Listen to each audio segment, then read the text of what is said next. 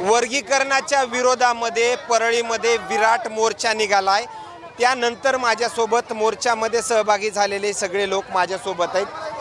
काय मागणी या वर्गीकरणाच्या मोर्चाच्या माध्यमातून? आमची मागणी एवढीच आहे सरकारला की हे वर्गीकरण झालं नाही पाहिजे। आम्ही हे 1 महिन्यापासून सगळं मोर्चाचं नियोजन लावत आहेत।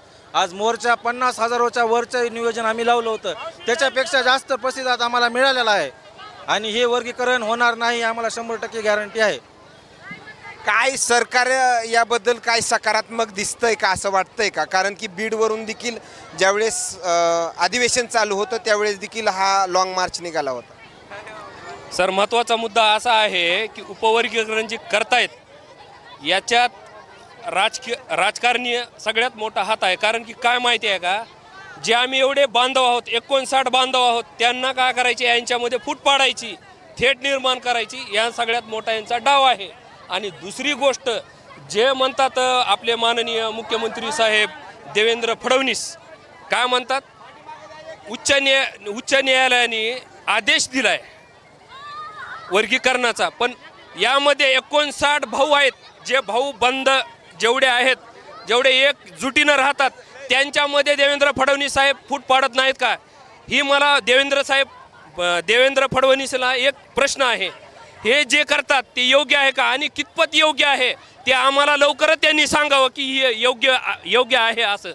आणि दुसरी गोष्ट, उपवर्गीकरण जर केलं, 13% SC समाजाला आहे, आरक्षण आहे, SCला 13% आहे, तर आमची एवढीच मागणी असेल त्यावेळेस, जर त्यांना नको आहे ना, मातंग बांधव आम्ही लांब केलेले नाहीत, त्यांनी स्वतःचं खच्चीकरण केलेलं आहे आमच्यापासून, आम्हाला वेगळं दर्शात आहेत। उपवर्गीकरण करा, पण कसं करा त्याच्या पण आम्हाला अटी आहेत। वर्गीकरण कसं करा, तुम्ही विभागणी करा, तुमची मोजणी करा, मोजणी करून उपवर्गीकरण करा। राहिलं तुम्हाला 1.5% येऊ, 2% येऊ, काय का, आमचं मत नाही की तुम्ही आमच्यापासून बाजूला व्हा किंवा वेगळं व्हा, असा आमचा उद्देश नाही। आणि जेवढे बरगळलेले आहेत, डोक्यावर मेंदूवर पडलेले आहेत रस्त्यावर, त्यांना असं वाटलं की बाबासाहेबांनी संविधान झोपून लिहिलंय, 32 डिग्र्या झोपून घेतलेल्या आहेत का? एकच विचारायचं त्या मातंग समाज बांधवांना, जे म्हणतात उपवर्गीकरण पाहिजे, हे पाहिजे, ते पाहिजे, आमच्या बापांनी डॉक्टर बाबासाहेब आंबेडकरांनी झोपून अभ्यास केलेला आहे का? 32 डिग्र्या झोपून घेतलेल्या आहेत का झोपून संविधान लिहिलेलं आहे? आता 27 तारखेला सुकुमार कांबळे साहेब काय म्हणले, आम्हाला कायदा बदलायचा नाही, त्याच्यामध्ये काय करायचंय, सुधारणा। बाबासाहेबाच्या पुढले गेलेत का यांनी सुधारणा करण्यासाठी? बाबासाहेबाच्या पुढले गेलेत का हे? खरं तर हे मातंग समाजाला ते योग्य वाटतंय असं दिसतंय। योग्य कशाबद्दल योग्य वाटतंय सर? सगळा सुशिक्षित समाज नाही। सुकुमार कांबळे साहेब काय म्हणले, माझा समाज अडाणी आहे, फक्त हेच माणसं शिकलेले आहेत, बरोबर आहे? मेंढ्याचा खेळ आहे हो सर, हे मेंढ्याचा। काल एक मातंग समाजाचे एक कार्यक्रम जो आहे तो बीडमध्ये पार पडला, मात्र त्या दरम्यान तसं दिसू लागलं की ह्याला कुठंतरी वर्गीकरण झालं तर हे चांगलं नाही ना सर। भावाभावात थेट डायरेक्ट भावाभावामध्ये जी समजा आता एका कुटुंबामध्ये 4 भाऊ आहेत, तर हे कुटुंब आमचा 59चा कुटुंब आहे। जर 59 मधले एक जणाला जर बाजूला केलं, वज्रमुठ आहे सरी, 59 जणांची वज्रमुठ आहे आणि ह्या महाराष्ट्राला घडविणारीच ही जात आहे।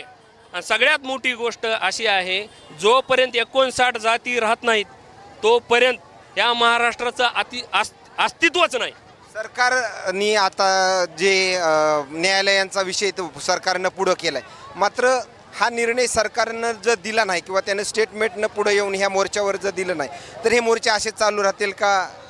नाही, जोपर्यंत आमच्या जीवात जीव आहे तर वर्गीकरण तर आम्ही होऊ देणारच नाहीत। कारण की आम्ही बाबासाहेबाचे अवलाद आहोत आणि बाबासाहेबाच्या संविधानावर चालणारे अवलाद आहोत।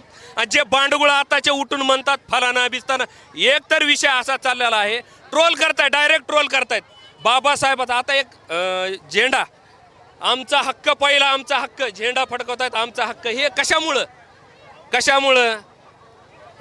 दुसरी गोष्ट अशी आहे, अण्णाभाऊ साठे काय म्हणले, जग बदलून घाव सांगून गेले आम्हा भीमराव। तुम्हाला अण्णाभाऊ साठे म्हणले का 59 भावापेक्षा तुम्ही खूप श्रेष्ठ आहे, तुम्ही बाजूला सरका, असे काय म्हणले का? तसं म्हणले नाही. जोपर्यंत हा निर्णय लागत नाही तोपर्यंत हे मोर्चे असेच चालू राहणार. ना मोर्चे तर असेच चालणार सर. आखरी ही परळीतल्या मोर्चाची तयारी जवळपास किती दिवसापासून गेल्या महिन्यामध्ये जुलै महिन्यामध्ये 12 तारखेला या मोर्चाबद्दल पहिली बैठक बसली. त्यापासून असं ठरवण्यात आलं की परळीमधील प्रत्येक नगर, जे नगर डॉक्टर बाबासाहेब आंबेडकर मानतं, त्या प्रत्येक नगरामधील एक व्यक्ती नेमून त्या प्रत्येकाला एक प्रतिनिधित्व देऊन, नगराला एक प्रतिनिधी देऊन त्यांनी ह्या मोर्चामध्ये ही माणसं जी आता आलेले आहेत ते माणसं घेऊन यायचे. हे प्रत्येकावर एक जबाबदारी दिली होती, नगरावर जबाबदारी दिली होती. 1 महिन्यापासून सर चालू आहे कार्यक्रम. एवढा मोठा प्रतिसाद मिळेल असं वाटलं होतं? हां, वाटलं होतं. कारण कसं आहे, आम्ही आता आज नाही तर मागील मला वाटतं आम्ही 2 तारखेपासून फिरत आहेत ह्या मोर्चासाठी. रोज गल्लोगल्ली, प्रत्येक गल्लीमध्ये गेल्या महिन्यामध्येच आमच्या प्रत्येक गल्लीमध्ये एक बैठक झाली होती. प्रत्येक आमच्या समाजामधील जे ज्येष्ठ नेते त्यावेळेसपासून तयारी होती. ओके, धन्यवाद. खरं तर या येत असलेल्या प्रतिक्रिया, मात्र या मोर्चाला मोठा प्रतिसाद जो आहे तो मिळतोय. आणखीन काही नवीन अपडेट्स मिळतील का हेही पाहणं तेवढंच महत्त्वाचं ठरणार आहे. कॅमेरामॅन सोबत सूर्य मीडिया, बीड, परळी.